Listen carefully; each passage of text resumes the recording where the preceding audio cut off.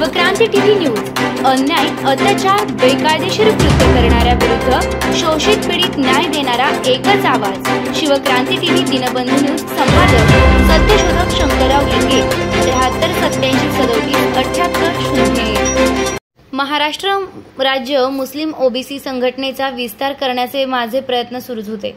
मुस्लिम समाजाच्या प्रगतीसाठी झटणारे अनेक कार्यकर्ते त्या काळात होते।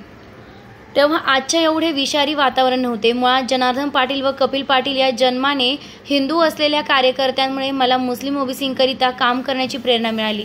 त्यांच्या आग्रहामुळेच महाराष्ट्र राज्य मुस्लिम ओबीसी संघटनेची स्थापना झाली। या दोघांशिवाय अनेक इतर धार्मिक कार्यकर्ते नेते यांच्या मदतीमुळे संघटनेचं काम सुरू केले। मंडल आयोग लागू होईपर्यंत मुस्लिम समाजातून फार प्रतिसाद नव्हता। मुस्लिम ओबीसी म्हणजे जात की वर्ग याच आघाडीवर मी लढत होतो।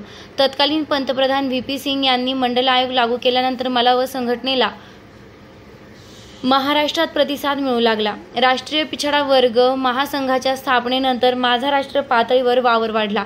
कर्नाटक, केरळ, तमिळनाडू, आंध्र प्रदेश या दक्षिणेकडील राज्यात ओबीसी चळवळीत हाताच्या बोटावर मोजण्या एवढे तरी मुस्लिम कार्यकर्ते होते, पण मुसलमानांची मोठी लोकसंख्या असलेल्या उत्तर भारतातील ओबीसी चळवळीत मुस्लिम कार्यकर्ते औषधालाही नव्हते।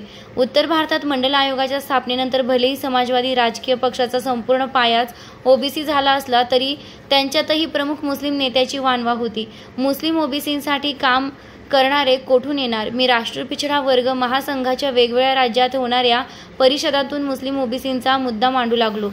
त्याला प्रतिसादही मिळत गेला। हिंदू ओबीसींचा काहीच अडथळा नव्हता।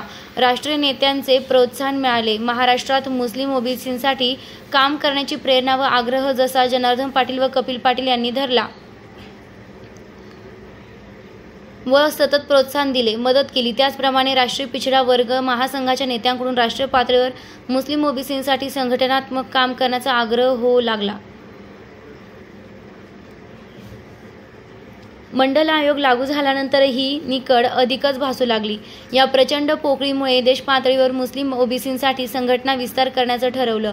महाराष्ट्र राज्य मुस्लिम ओबीसी संघटना आता all India Muslim OBC organisation झाली आहे।